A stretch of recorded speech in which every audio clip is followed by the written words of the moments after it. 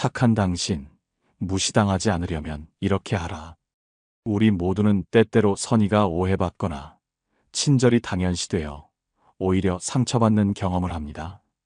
선한 마음으로 타인을 대했지만 돌아오는 것은 무시와 실망뿐인 상황에 직면했을 때 우리는 과연 어떻게 자신을 지켜낼 수 있을까요?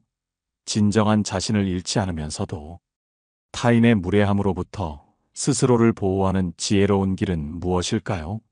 오늘 우리는 착한 마음을 가진 당신이 더 이상 무시당하지 않고 자신의 가치를 온전히 지켜내는 방법에 대해 깊이 사유하는 시간을 가질 것입니다.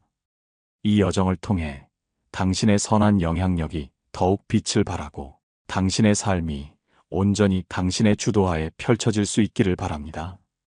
지금부터 그 지혜의 문을 함께 열어보겠습니다. 마치 고독한 철학자가 오랜 사색 끝에 깨달음을 전하듯 침착하고도 깊이 있는 어조로 여러분께 다가가고자 합니다. 이 시간은 단순히 정보를 전달하는 것을 넘어 여러분, 각자의 내면에 잠들어 있는 힘과 가치를 일깨우는 계기가 될 것입니다. 그러니 편안한 마음으로, 그러나 집중하여 이 이야기를 경청해 주시길 바랍니다. 살아가면서 우리는 타인과의 관계 속에서 수많은 역할을 수행합니다. 때로는 아들이나 딸로, 때로는 배우자로, 친구로, 동료로, 혹은 상사나 부하 직원으로 말입니다. 이 모든 관계 속에서 우리는 본능적으로 조화와 평화를 추구하며 때로는 타인의 기대를 충족시키기 위해 자신의 일부를 희생하기도 합니다. 특히 착하다는 평판을 얻는 분들은 더욱 그렇습니다. 타인의 어려움을 외면하지 못하고 도움이 필요한 순간에는 기꺼이 손을 내미는 것이 몸에 배어 있습니다. 그들의 마음 속에는 세상에 대한 긍정적인 믿음과 타인에 대한 깊은 연민이 자리 잡고 있습니다. 하지만 안타깝게도 이러한 선한 의도가 때로는 오용되거나 악용되어 결국 자신에게 상처로 돌아오는 경우가 허다합니다. 저 사람은 워낙 착하니까라는 암묵적인 기대가 말해 당신의 호의는 당연시되고 당신의 배려는 간과되며 심지어 당신의 존재 자체가 경시되는 상황에 처할 수도 있습니다. 마치 잘 익은 과일이 썩어가는 과정을 지켜보듯 당신의 선의가 서서히 오염되고 변질되는 것을 경험하게 될 수도 있습니다. 이것은 착한 당신의 잘못이 아닙니다. 단지 당신의 선한 마음에 무임승차하려는 이들이 존재하며 그들은 당신의 친절을 나약함으로 오인하고 자신들의 이기적인 욕망을 채우려 들기 때문입니다. 그렇다면 우리는 어떻게 이 부당함 속에서 자신을 보호하고 스스로의 가치를 훼손당하지 않을 수 있을까요? 이 질문에 대한 해답을 찾기 위해 우리는 더욱 깊이 탐구해야 합니다. 무시당하지 않기 위한 첫걸음은 바로 자기 존중감을 확립하는 데서 시작합니다. 낮은 자존감은 우리가 무시당하는 상황을 당연하게 받아들이게 만들고 나아가 피해 의식을 강화하여 악순환을 초래할 수 있습니다. 스스로를 하찮게 여기는 마음은 타인에게도 당신을 하찮게 여길 구실을 제공하는 것과 다름없습니다. 자신을 존중하고 자신의 가치를 스스로 인정하는 것이야말로 타인의 무례함으로부터 스스로를 지켜내는 가장 강력한 방패막이 될 것입니다. 당신은 세상에 하나뿐인 귀한 존재이며 그 어떤 누구도 당신의 가치를 함부로 깎아내릴 권리가 없음을 명심해야 합니다. 당신 스스로가 자신을 존귀하게 여길 때 비로소 타인 또한 당신을 존중하게 될 것입니다. 이것은 단순한 자기애를 넘어선 삶의 근본적인 진리입니다. 마치 뿌리 깊은 나무가 어떠한 바람에도 흔들리지 않듯 견고한 자기 존중감은 당신을 외부의 부정적인 영향으로부터 굳건히 지켜줄 것입니다. 당신의 내면에서부터 솟아나는 존중의 빛이 당신을 둘러싼 모든 것을 비출 때 누구도 감히 그 빛을 가리려 하지 못할 것입니다. 이는 당신의 정신적 건강뿐만 아니라 당신을 둘러싼 사회적 관계의 질을 향상시키는데 결정적인 역할을 합니다. 당신 스스로가 당신의 가장 든든한 지지자가 되어야 한다는 점을 잊지 마십시오. 당신의 가치는 외부의 평가에 의해 결정되는 것이 아니라 당신 내면의 본질적인 존엄성에 있음을 깊이 인식해야 합니다. 이어서 우리는 자신만의 명확한 경계를 설정하는 연습을 해야 합니다. 당신의 친절과 배려가 물러터진 사람으로 비치지 않도록 자신의 원칙과 기준을 세우고 이를 솔직하게 표현할 줄 알아야 합니다. 다른 사람이 함부로 당신의 영역을 침범하거나 당신을 이용하려 들지 못하도록 명확한 선을 긋는 것이 중요합니다. 이 선은 당신의 안전과 존엄을 보호하는 절대적인 장벽과 같습니다. 예를 들어, 당신의 시간이나 에너지를 과도하게 요구하는 상황이 발생했을 때 무조건적으로 수용하기보다는 정중하지만 단호하게 거절할 줄 아는 용기가 필요합니다. 당신의 친절이 무한정 제공될 수 있는 자원이 아님을 분명히 해야 합니다. 아니요라고 말하는 것을 두려워하지 마십시오. 당신의 거절은 당신의 가치를 지키는 정당한 행위이며 이는 곧 당신의 삶을 존중하는 것입니다. 타인의 기대에 부응하는 것도 중요하지만 그보다 앞서 당신 자신의 필요와 한계를 인식하고 존중하는 것이 더욱 중요합니다. 경계 설정은 이기적인 행위가 아니라 오히려 건강한 관계를 위한 필수적인 조건입니다. 명확한 경계는 당신과 타인 모두에게 안정감을 제공하며 관계의 혼란을 방지하고 상호 이해를 증진시킵니다. 당신이 경계를 분명히 할 때 타인 또한 당신을 더욱 명확하게 이해하고 존중할 수 있게 됩니다. 이는 마치 건축가가 건물의 기초를 튼튼히 다지듯 당신의 인간관계를 견고하게 구축하는 과정이라 할 수 있습니다. 당신의 경계는 당신의 자아를 정의하고 보호하는 울타리임을 기억하십시오. 또한 비판적인 사고를 통해 자신만의 확고한 기준을 세우는 것이 필수적입니다. 세상에는 수많은 정보와 의견이 난무하며 때로는 당신을 현혹하거나 조종하려는 시도가 있을 수 있습니다. 맹목적으로 타인의 말이나 정보에 휘둘리기보다는 비판적으로 사고하고 자신만의 기준을 확립해야 합니다. 자기 기준이 없는 사람은 쉽게 흔들리고 결국 타인에게 무시당하기 쉽습니다. 어떤 정보가 진실인지, 어떤 요청이 합당한지 스스로 판단하고 결정할 수 있는 능력을 길러야 합니다. 이는 당신의 삶의 주도권을 타인에게 내어주지 않고 온전히 당신 스스로가 삶의 조타수가 되는 길입니다. 정보의 홍수 속에서 진실을 가려내고 타인의 의도를 정확히 파악하는 능력은 현대 사회에서 더욱 중요해졌습니다. 미디어나 소셜미디어를 통해 끊임없이 쏟아지는 정보 속에서 당신만의 필터를 가지고 무엇을 받아들이고 무엇을 거부할지 결정해야 합니다. 이는 단순히 똑똑해지는 것을 넘어 당신의 정신적 독립을 의미합니다. 당신의 생각과 판단은 오롯이 당신의 것이어야 하며 누구도 이를 침해할 수 없음을 이해하십시오. 자신의 가치관과 신념에 따라 세상을 바라보고 해석하는 능력을 기르는 것은 당신의 내면을 더욱 단단하게 만들고 외부의 흔들림 속에서도 중심을 잡을 수 있게 해줍니다. 이 과정에서 당신은 자신만의 고유한 지혜를 발전시키게 될 것입니다. 두 번째 중요한 지점은 단호하게 대처하고 싫은 소리 하는 것을 두려워하지 않는 태도입니다. 상대방이 당신에게 무례하게 행동하거나 당신을 이용하려 할 때 단호함을 잃지 마십시오. 여기서의 단호함은 단순히 화를 내는 것이 아니라 자신의 의견을 명확하게 전달하고 부당한 요구를 정중하게 거절하는 것을 의미합니다. 많은 분들이 관계의 평화를 위해 싫은 소리를 참고 넘어가곤 합니다. 하지만 이러한 침묵은 오히려 갈등을 키우고 당신을 더욱 쉬운 대상으로 만들 수 있습니다. 심지어 상대방에게 당신의 인내심을 시험할 여지를 주어 더욱 무례한 행동을 유발할 수도 있습니다. 솔직하게 자신의 생각을 이야기하고 당신이 원하는 점과 원치 않는 점을 분명히 밝히는 것이 중요합니다. 이렇게 하면 상대방이 싫어하지 않을까? 관계가 불편해지면 어쩌지? 라는 생각 때문에 자신의 목소리를 내지 못한다면 결국 당신은 계속해서 무시당하는 상황에 놓일 수밖에 없을 것입니다.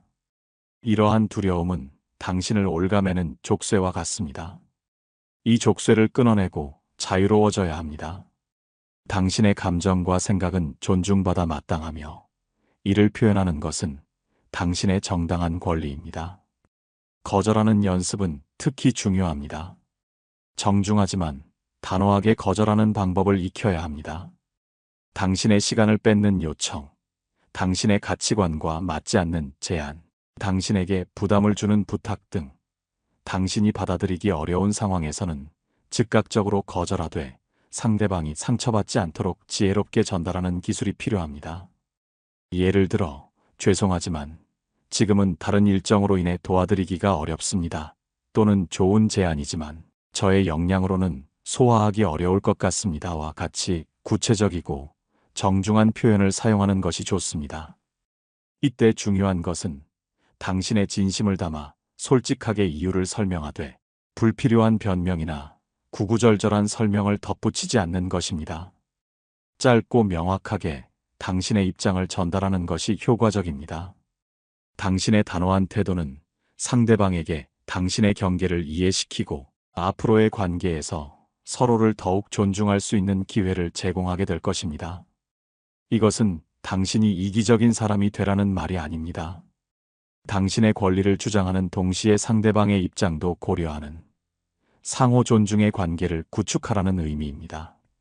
단호함은 강인함의 표현이며 동시에 타인에 대한 배려의 또 다른 형태가 될 수 있습니다. 당신이 자신의 한계를 명확히 할 때 타인 또한 당신을 무리하게 대하지 않게 됩니다. 이는 서로에게 더욱 예측 가능하고 안정적인 관계를 선물하는 길입니다. 세 번째 핵심은 무시하는 사람에게 휘둘리지 않고 자신을 지키는 것입니다. 당신을 무시하는 사람들의 언행에 일일이 반응하거나 마음에 담아두지 마십시오. 그들의 행동을 개인적으로 받아들이지 않는 것이 중요합니다. 때로는 상대방의 무례함이 당신의 문제라기보다는 그들의 내적인 불안감이나 미성숙함에서 비롯될 수 있습니다. 모든 비판과 무례함에 대응할 필요는 없습니다. 오히려 그들의 부정적인 에너지가 당신의 삶을 침범하도록 허락하지 않는 지혜가 필요합니다. 당신은 그들의 그림자에 가려질 만큼 작은 존재가 아닙니다. 당신의 가치는 그들의 말 한마디에 흔들리지 않습니다. 마치 물속에 던져진 돌멩이가 잠시 파문을 일으키지만 곧 사라지듯 그들의 무례한 언행은 당신의 본질을 해칠 수 없습니다. 중요한 것은 당신이 그 파문에 휩쓸리지 않고 당신의 중심을 확고히 지키는 것입니다. 당신의 내면에는 흔들리지 않는 평화와 견고한 자아가 존재함을 믿으십시오. 그들의 시선이나 평가에 당신의 행복을 의존하는 순간, 당신은 그들의 포로가 될 위험에 처하게 됩니다. 자신에게 상처를 주는 사람과는 굳이 관계를 이어갈 필요가 없음을 깨달아야 합니다. 당신은 자신을 존중하고 아껴주는 사람들에게 집중할 에너지를 가지고 있으며 그러한 사람들과의 관계에 투자하는 것이 현명합니다. 건강한 관계는 당신에게 에너지를 주고 당신을 성장시키지만 독이 되는 관계는 당신의 에너지를 고갈시키고 당신의 영혼을 갉아먹습니다. 용기 있게 독이 되는 관계에서 벗어날 줄 아는 것이 자신을 진정으로 사랑하는 행위입니다. 당신의 정신적, 감정적 건강을 최우선으로 두는 것은 이기적인 것이 아니라 필수적인 생존 전략입니다.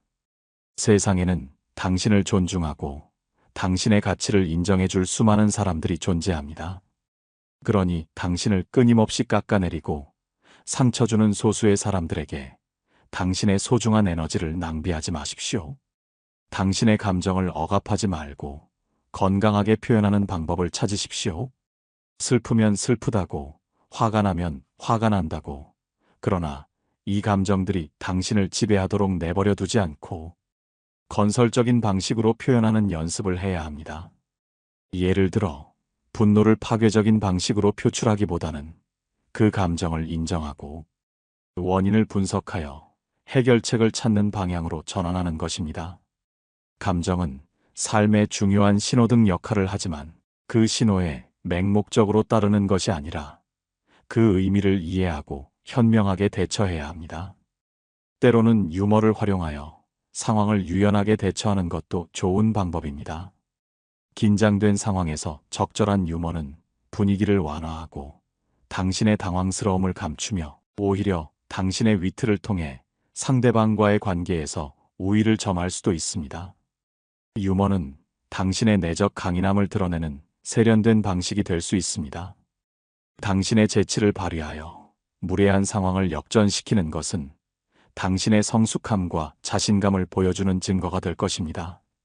예를 들어 상대방의 무례한 질문에 재치 있는 반문으로 응수하거나 난감한 상황을 유머러스하게 넘김으로써 상대방의 의도를 무력화시키는 것입니다.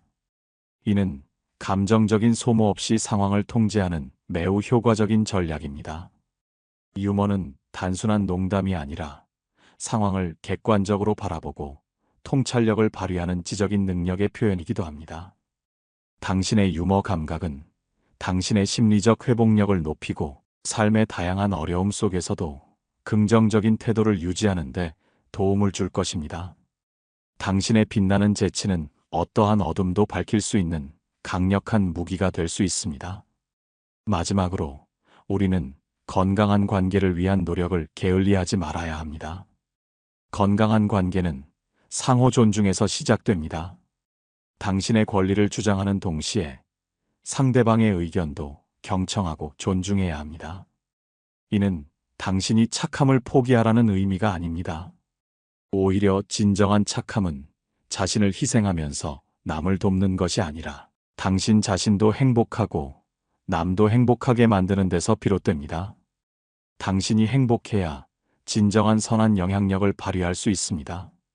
자신의 마음을 돌보고 자신의 필요를 채우는 것이 결코 이기적인 행동이 아님을 기억해야 합니다.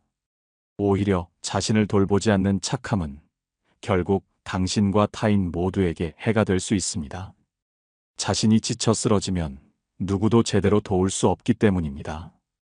당신의 존재 자체가 빛나는 만큼 그 빛을 유지하기 위한 자기 관리가 필요합니다. 이는 마치 정원사가 자신의 정원을 가꾸듯 당신의 삶을 소중히 돌보는 과정입니다.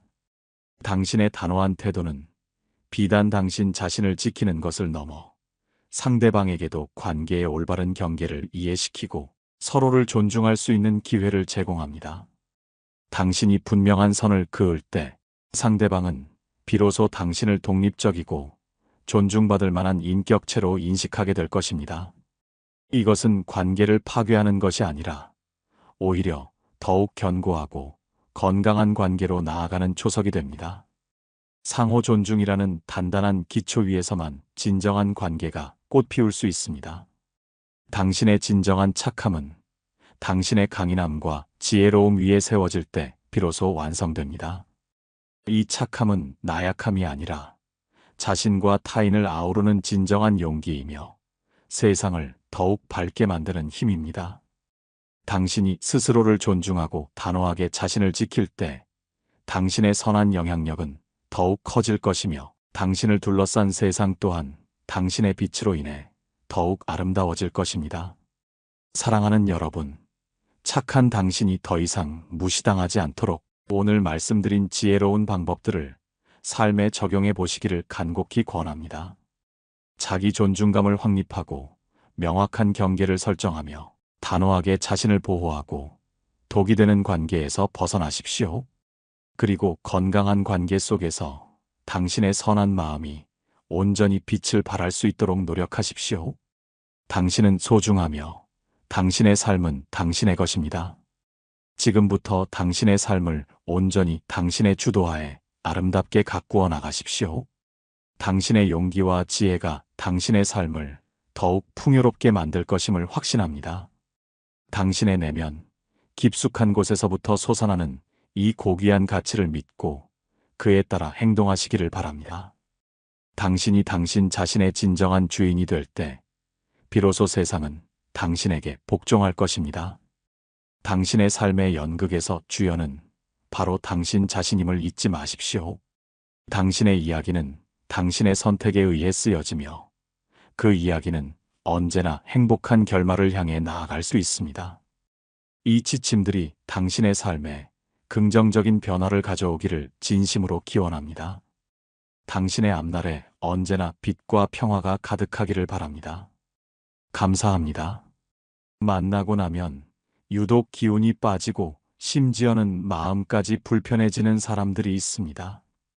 특별한 갈등이 있었던 것도 아닌데 그 사람과의 대화 후에는 마치 영혼이 고갈된 듯한 느낌에 사로잡히곤 하죠.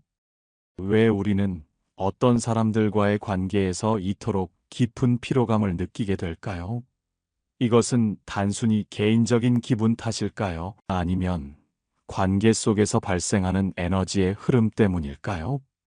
고대 철학자들은 인간관계를 통해 얻는 정신적 소모에 대해 깊이 고찰했습니다. 그들은 사람이 서로의 기운을 주고받는 존재이며 어떤 관계는 우리를 고양시키지만 어떤 관계는 우리의 생명력을 갉아먹는다고 보았죠. 오늘 우리는 이러한 철학적 통찰과 현대적 관점을 결합하여 만나고 나면 기가 빨리는 사람들의 특징을 심도 깊게 탐구하고 우리 자신의 소중한 에너지를 보호하며 건강한 관계를 맺는 지혜를 함께 찾아보고자 합니다. 이러한 여정은 우리 자신을 더 잘 이해하고 삶의 질을 높이는 중요한 첫걸음이 될 것입니다.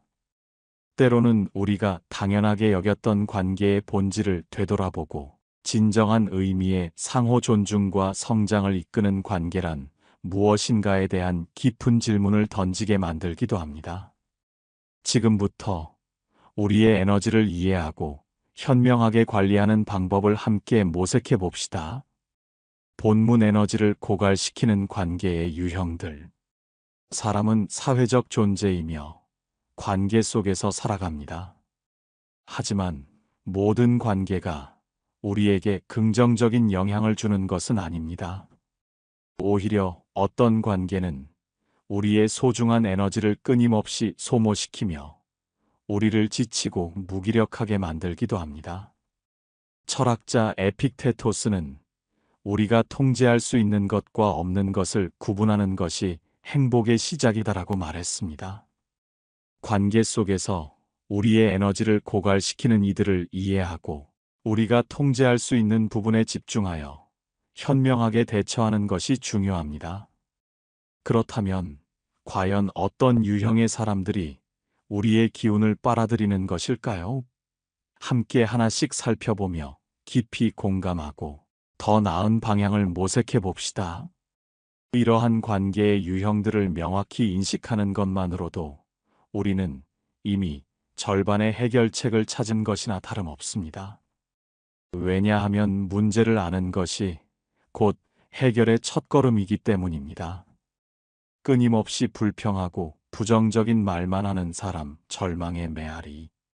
세상을 비관적으로만 바라보며 끊임없이 불평과 짜증을 쏟아내는 사람들이 있습니다. 날씨가 덥다고 투덜거리고 일이 힘들다고 한탄하며 주변 사람들을 험담하는 것이 이들의 일상이죠. 마치 온 세상의 부정적인 기운을 혼자 짊어진 듯한 모습입니다. 처음에는 이들의 이야기에 공감하며 위로해 주려 하지만 시간이 지날수록 나 자신마저 부정적인 감정에 휩싸이게 됩니다. 긍정적인 기운으로 가득했던 사람도 이들과 함께 있으면 쉽게 지치고 피로해지는 것을 느낄 수 있습니다. 이들은 자신의 불만을 해소하려 할 뿐, 정작 문제를 해결하려는 노력은 하지 않고 같은 불평을 반복합니다. 마치 밑 빠진 독에 물 붓기처럼 아무리 위로와 공감을 주어도 채워지지 않는 절망감만 안겨주는 경우가 많습니다. 결국 듣는 사람만 답답해지고 알게 모르게 기운이 빠져버리게 되는 것이죠. 고대 철학자 세네카는 부정적인 사람과 오래 함께하는 것은 독을 조금씩 마시는 것과 같다고 경고했습니다. 부정적인 기운은 서서히 스며들어 우리의 감정을 지치게 만들고 삶의 활력을 앗아갑니다. 심지어 이러한 부정성은 전염성이 강해 우리의 사고방식까지 비관적으로 물들릴 수 있습니다. 이런 사람들에게 현명하게 대처하는 지혜, 그들의 부정적인 감정에 완전히 동화되지 않는 것이 중요합니다. 적당한 선에서 공감은 하되 그들의 절망에 함께 빠져들지 않도록 주의해야 합니다. 때로는 그렇구나 정도로 반응하며 대화의 주도권을 넘겨주지 않는 것이 현명합니다. 가능한 한 화제를 돌리거나 긍정적인 방향으로 대화를 유도하는 연습이 필요합니다. 예를 들어, 그렇구나. 그런데 오늘 좋았던 일도 있었어? 혹시 너를 즐겁게 한 작은 일이라도 없었니? 라고 질문을 던져 상대의 부정적인 사고 흐름을 전환하려는 시도를 해볼 수 있습니다. 당신의 에너지는 당신의 것이며 다른 이의 부정적인 감정으로 인해 소모되어서는 안 됩니다. 명심하십시오. 당신은 그들의 감정적 부담을 짊어질 의무가 없습니다. 늘 자신이 피해자라고 주장하는 사람, 연민의 덫. 어떤 일이든 자신이 가장 힘든 상황에 처해 있고 늘 손해만 보는 사람처럼 이야기하는 이들이 있습니다. 나는 항상 손해만 봐. 사람들이 나를 이해하지 않아. 나는 늘 운이 나빠 같은 말을 반복하며 자신을 영원한 피해자로 설정하죠. 이들은 자신에게 닥친 모든 불행이 외부적인 요인 때문이며 자신은 그저 운명의 희생양일 뿐이라고 주장합니다. 처음에는 이들의 이야기에 공감하며 위로를 건네지만 시간이 지날수록 내가 이 사람의 감정을 영원히 떠안아야 할 것 같은 부담감을 느끼게 됩니다. 마치 끝없는 늪에 빠진 사람을 건져 올리려 애쓰는 것처럼 우리의 노력은 허무하게 느껴질 때가 많습니다. 이런 사람들은 자신의 책임을 회피하고 문제가 생길 때마다 주변 사람들에게 감정적으로 기대려고 합니다. 그러면서 상대가 충분히 공감해주지 않거나 관심을 보이지 않으면 서운해하고 나중에는 상대를 원망하기까지 합니다. 공자는 자신의 삶을 타인의 탓으로 돌리는 자는 평생 성장하지 못한다고 가르쳤습니다. 이들은 타인을 탓하는 데 익숙하기 때문에 스스로 변화하려는 노력조차 하지 않는 경우가 많습니다. 그들의 연약함 뒤에는 종종 깊은 자기 연민과 변화에 대한 두려움이 숨어 있습니다. 결국 듣는 사람만 감정적으로 소모되고 피로해지는 악순환이 반복되는 것이죠. 우리의 연민이 그들의 성장을 가로막는 요소가 되어서는 안 됩니다. 이런 사람들에게 현명하게 대처하는 지혜. 이들의 감정에 휩쓸리지 않고 객관적인 시각을 유지하는 것이 중요합니다. 맹목적인 동정보다는 현실적인 질문을 통해 그들이 스스로의 상황을 직시하도록 유도해야 합니다. 그렇구나. 내 심정은 이해해. 그런데 어떻게 해결할 생각이야? 구체적으로 어떤 도움이 필요하다고 생각해? 라고 질문하여 그들이 스스로 문제의 해결책을 찾도록 유도할 수 있습니다. 만약 상대가 해결하려는 생각 없이 계속 불평만 늘어놓는다면 대화를 줄이고 감정적으로 거리를 두는 것이 당신의 에너지를 지키는 현명한 방법입니다. 당신의 연민은 소중하지만 그것이 당신을 소진시키는 데 사용되어서는 안 됩니다. 오히려 당신의 현명한 거리두기가 그들이 스스로 일어서는 계기가 될 수도 있음을 기억하세요. 말이 많고 끊임없이 자기 이야기만 하는 사람, 독백의 그림자. 대화의 장에서 상대의 이야기는 들으려 하지 않고 오직 자신의 이야기만 끊임없이 늘어놓는 사람들이 있습니다. 한마디를 하면 10마디로 되돌아오고 나의 이야기는 마치 배경음악처럼 흘려듣습니다. 그들은 대화의 균형을 전혀 고려하지 않으며 상대방의 반응이나 감정에는 무관심한 태도를 보입니다. 이런 사람들과 대화를 나누고 나면 머리가 복잡하고 피로감이 몰려옵니다. 내가 무슨 말을 했는지조차 기억나지 않고 그저 상대의 독백을 들어준 기분이 들 때가 많죠.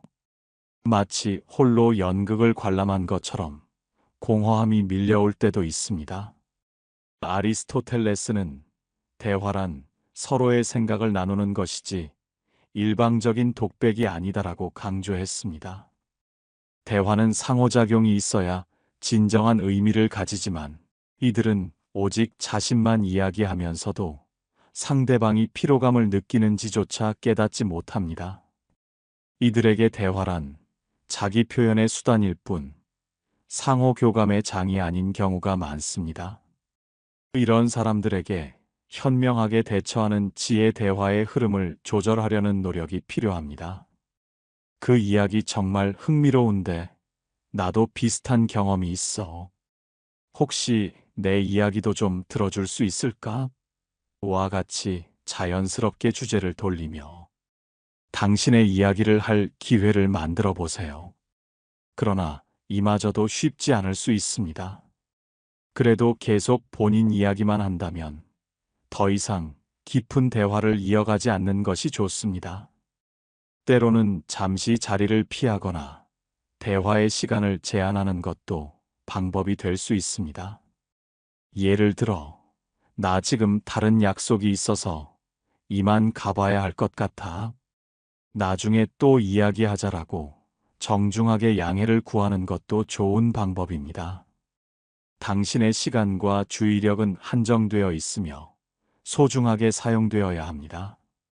당신의 정신 에너지를 보호하는 것은 당신의 권리이자 책임입니다. 항상 남을 비판하고 험담하는 사람, 부정적인 전염병. 타인의 단점을 지적하고 뒷담화를 즐기는 사람들이 있습니다. 그들은 다른 사람의 흠을 잡고 깎아내림으로써 자신이 상대적으로 우월하다는 느낌을 얻으려 합니다. 노자는 자신을 높이려면 남을 깎아내릴 것이 아니라 스스로를 단련해야 한다고 말했습니다. 이러한 비판과 험담은 종종 그들 자신의 불안감이나 열등감을 감추기 위한 방어기제일 수 있습니다. 이런 사람들과 함께 있으면 나도 모르게 부정적인 감정에 빠져들게 됩니다. 그들의 비난의 화살이 언젠가 나에게 향할 수 있다는 불안감에 사로잡히기 쉽습니다. 또한 험담은 듣는 이의 마음에도 독을 심어 타인에 대한 불신과 의심을 키우게 만듭니다. 당신이 그들과 함께 타인을 험담하는 순간, 당신 역시 그 부정적인 에너지의 일부가 되는 것입니다. 이런 사람들에게 현명하게 대처하는 지혜 험담이 시작되면 그런 이야기는 그만하자라거나 나는 남의 이야기는 잘하지 않아라며 단호하게 선을 긋는 것이 매우 중요합니다. 나도 모르게 그들의 부정적인 대화에 동조하지 않도록 각별히 주의해야 합니다. 때로는 대화의 주제를 바꾸거나 자리를 뜨는 것도 효과적인 방법입니다. 당신의 입에서 나오는 말과 당신의 귀로 듣는 말은 당신의 정신 건강에 직접적인 영향을 미칩니다. 긍정적이고 건설적인 대화를 선택하세요. 당신의 시간과 에너지를 타인을 비난하는데 낭비하지 마십시오. 감정 기복이 심하고 예측할 수 없는 사람, 감정의 롤러코스터. 어떤 날은 세상에서 가장 다정한 사람이었다가 어떤 날은 차갑게 돌아서는 사람들이 있습니다. 이들은 마치 스위치를 켜고 끄듯이 감정을 순식간에 전환하며 주변 사람들을 당혹스럽게 만듭니다. 같은 대화를 나눠도 어떤 날은 웃으며 받아들이고 어떤 날은 이유 없이 기분이 나빠져 있는 모습을 보이죠. 이런 사람과 가까이 지내면 우리는 끊임없이 상대의 기분을 살피며 조심해야 합니다. 오늘은 기분이 어떨까? 괜히 기분 상하게 한 건 아닐까? 왜 갑자기 태도가 달라진 거지? 와 같은 질문들이 머릿속을 맴돌게 됩니다. 그들의 감정에 맞춰주다 보면 나도 모르게 정신적으로 지치고 피로감이 쌓입니다. 우리는 그들의 불안정한 감정 속에서 길을 잃고 자신의 감정조차 제대로 돌보지 못하게 됩니다. 처음에는 이해하려고 노력하고 배려하면 관계가 편해질 것이라 생각하지만 결국은 그들의 감정에 휘둘리는 관계가 되고 맙니다. 에픽테토스는 타인의 감정에 휘둘리는 순간 우리는 스스로를 잃게 된다고 경고했습니다. 이들은 감정을 조절하지 못하고 자신이 힘든 순간이면 주변 사람에게 그대로 쏟아냅니다. 기분이 좋을 때는 다정하지만 기분이 나쁘면 쉽게 짜증을 내고 화를 내며 심지어 주변 사람에게 상처 주는 말을 하기도 합니다. 이들과 함께 있다 보면 늘 감정적인 롤러코스터를 타는 기분이 들고 결국 상대의 감정이 나의 감정을 지배하는 상황이 됩니다. 그러면 나는 점점 더 기운이 빠지고 피로해지게 되는 것이죠. 당신의 평온함은 타인의 감정 상태에 달려있지 않습니다. 이런 사람들에게 현명하게 대처하는 지혜, 감정적으로 거리를 두는 것이 무엇보다 중요합니다. 그들의 감정이 당신의 감정을 지배하지 않도록 분명한 선을 긋는 연습이 필요합니다. 상대가 기분이 좋을 때는 함께 어울려도 괜찮지만 기분이 나쁠 때까지 맞춰줄 필요는 없습니다. 오늘 기분이 안 좋은가 보네. 나는 괜찮으니까 내 마음이 좀 가라앉으면 이야기하자 정도로 넘기고 감정적으로 깊이 개입하지 않는 것이 현명합니다. 상대의 감정 기복을 당신이 해결해 주려 하거나 바꿀 수 있다고 착각하지 마세요. 아리스토텔레스는 지혜로운 사람은 감정을 다스릴 줄 알지만 타인의 감정에 휘둘리지는 않는다고 했습니다. 그들의 감정을 이해하려 노력할 수는 있지만 그 감정에 당신이 끌려다닐 필요는 없습니다. 건강한 관계는 서로의 감정을 존중하는 것이지 일방적으로 감정을 감당하는 것이 아니기 때문입니다. 당신의 정신 건강을 지키는 것이 가장 우선순위임을 잊지 마세요. 끊임없이 부탁하고 의존하는 사람 부담의 짐. 이것 좀 도와줄 수 있어? 내가 해주면 더 잘 될 것 같아와 같은 말로 시작되는 관계가 있습니다. 처음에는 사소한 부탁으로 시작되지만 한두 번 들어주다 보면 어느새 더 많은 것을 요구하게 되고 어느 순간 상대의 문제까지 당신이 해결해야 하는 상황이 됩니다. 이들은 자신의 문제를 스스로 해결하려 하지 않고 주변 사람들에게 의존하는 경향이 강합니다. 작은 일부터 큰 일까지 타인의 도움을 받는 것이 습관이 되어 있으며 필요할 때마다 도움을 요청하지만 정작 본인은 성장하려는 노력은 하지 않습니다. 나 이거 잘 못하는데 내가 해줄 수 있어? 너는 잘하니까 부탁할게. 한 번만 도와줘. 다음에는 내가 할게라고 말하지만 다음에도 결국 같은 상황이 반복되곤 하죠. 그리고 거절하면 미안함과 죄책감을 느끼게 만듭니다. 그렇게 어려운 일도 아닌데 왜 안 해줘? 나 정말 힘든데 너만 도와주면 해결될 것 같아. 와 같은 말을 하며 당신을 감정적으로 압박하기도 합니다. 칸트는 자신의 삶을 스스로 책임지는 사람이야말로 진정한 자유인이다라고 말했습니다.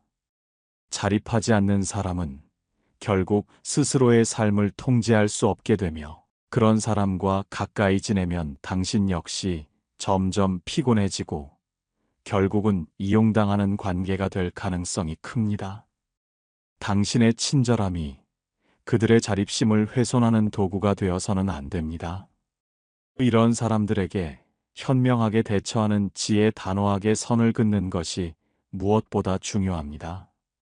부탁을 들어주는 것은 좋지만 이건 내가 직접 해보는 게 좋을 것 같아. 나는 내가 스스로 해낼 수 있다고 믿어라고 돌려주는 연습이 필요합니다. 상대가 부탁을 반복할 경우 내가 계속 도와줄 수는 없어. 이제 네가 스스로 해결하는 연습을 해야 해라고 분명히 선을 긋는 것이 중요합니다. 내가 해주기보다는 네가 직접 해보면서 배우는 게 더 좋을 것 같아라고 제안해 보세요. 만약 거절했을 때 상대가 서운함을 표시하거나 감정적으로 반응한다면 그 관계는 더 이상 건강한 관계가 아닙니다. 상대가 미안함을 유도하거나 죄책감을 느끼게 만들더라도 그 감정에 휘둘릴 필요는 없습니다. 니체는 너무 친절하면 결국 타인의 짐을 대신 짊어지게 된다고 경고했습니다. 당신의 시간과 에너지도 소중하며 누군가를 돕는 것은 중요하지만 그 도움이 당신의 부담이 되어서는 안 됩니다. 도움을 주되 계속해서 의존하게 만들지 않는 것이 가장 건강한 방법입니다. 이런 관계를 적절히 조절할 줄 아는 것이 당신의 에너지를 지키는 길입니다. 당신의 선의를 현명하게 사용하십시오. 나의 에너지를 빼앗아가는 기생형 인간, 보이지 않는 소모. 이들은 직접적으로 당신에게 해를 끼치거나 나쁜 행동을 하지 않습니다. 오히려 겉으로는 평범하고 선한 사람처럼 보일 수도 있죠. 하지만 함께 있는 것만으로도 기운이 빠지고 이유 없이 지치는 느낌이 든다면 그 사람은 당신의 에너지를 조금씩 빼앗아가는 기생형 인간일 가능성이 큽니다. 기생형 인간들은 늘 타인의 힘과 감정적인 에너지를 빌려서 살아갑니다. 자신이 힘들 때마다 누군가의 위로와 관심을 필요로 하며 늘 주변에 기대어 살아가려고 하죠. 만나기 전에는 멀쩡했는데 그들과 대화한 후에는 이상하게 피곤해집니다. 특별히 힘든 일을 한 것도 아닌데 감정적으로 소모된 느낌이 들고 상대는 당신에게서 에너지를 얻어가는 것 같지만 당신은 점점 지쳐갑니다. 늘 상대방의 고민을 들어주고 감정적인 쓰레기통이 되어 있는 기분이 들 때가 많죠. 쇼펜하우어는 당신의 에너지를 빼앗아가는 사람에게 너그러울 필요는 없다고 단호하게 말했습니다. 우리는 사람들과 함께 살아가며 서로 힘을 주고받는 존재이지만 항상 한쪽만 에너지를 제공해야 하는 관계라면 그 관계는 건강하지 못한 것입니다. 기생형 인간의 특징은 다음과 같습니다. 그들은 항상 감정적으로 의존하려 합니다. 나 너무 힘들어. 너밖에 없어서 말하는 거야와 같이 말하며 늘 누군가에게 자신의 힘듦을 털어놓고 감정적인 부담을 줍니다. 또한 늘 위로와 관심을 필요로 하며 힘들 때마다 당신을 찾지만 정작 당신이 필요할 때는 아무런 도움이 되지 않는 경우가 많습니다. 본인의 불안과 스트레스를 해소하기 위해 타인의 감정과 에너지를 흡수하려 하며 항상 문제를 안고 살아가지만 해결하려는 노력은 하지 않습니다. 상대가 피곤해하면 섭섭함을 느끼고 왜 내가 날 이해해주지 못해? 난 이렇게 힘든데. 내가 외면하면 난 정말 힘들어와 같이 감정적으로 압박하며 당신을 떠나지 못하게 만들기도 합니다. 이들은 상대가 감정적으로 거리를 두려하면 마치 자신이 피해자인 것처럼 행동하며 죄책감을 느끼게 만들기도 하죠. 그러다 보니 우리는 쉽게 이 관계에서 벗어나지 못하게 됩니다. 이러한 패턴을 인식하는 것이 중요합니다. 이런 사람들에게 현명하게 대처하는 지혜, 단호하게 선을 긋고 감정적으로 거리를 두는 것이 당신을 위한 최선의 방법입니다. 처음에는 공감해주고 도와줄 수 있지만 모든 문제를 당신이 해결해 줄 필요는 없습니다. 상대가 너무 감정적으로 의존하려 한다면 이 문제는 내가 해결해야 할 부분이야.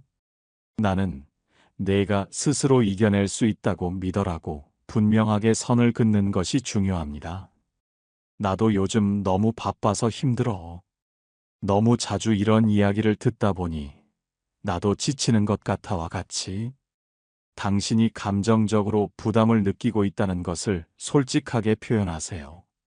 필요할 때만 도와주되 너무 깊은 관계로 나아가지 않도록 조절해야 합니다. 니체는 타인의 감정을 지나치게 받아들이면 결국 내 감정은 사라지게 된다고 했습니다. 결국 중요한 것은 당신의 감정을 지키는 것입니다. 당신은 감정 쓰레기통이 아니며 누군가의 감정적인 부담을 모두 떠안아야 할 의무도 없습니다. 당신의 감정을 지키는 것이 곧 당신을 보호하는 길입니다. 당신의 자기 보호는 그 누구보다도 당신 자신에게 중요합니다. 마무리 당신의 에너지를 지키는 용기, 그리고 건강한 관계를 향한 한 걸음. 사랑하는 여러분, 우리는 오늘 만나고 나면 유독 기운이 빠지는 다양한 유형의 사람들을 함께 살펴보았습니다. 이러한 탐구를 통해 우리가 얻을 수 있는 가장 중요한 깨달음은 무엇일까요? 바로 나 자신의 에너지를 소중히 여기는 것입니다. 에머스는 좋은 친구는 당신에게 힘을 주고 나쁜 친구는 당신의 힘을 빼앗는다고 말했습니다. 사람을 만난 후 스스로에게 솔직하게 질문해 보세요.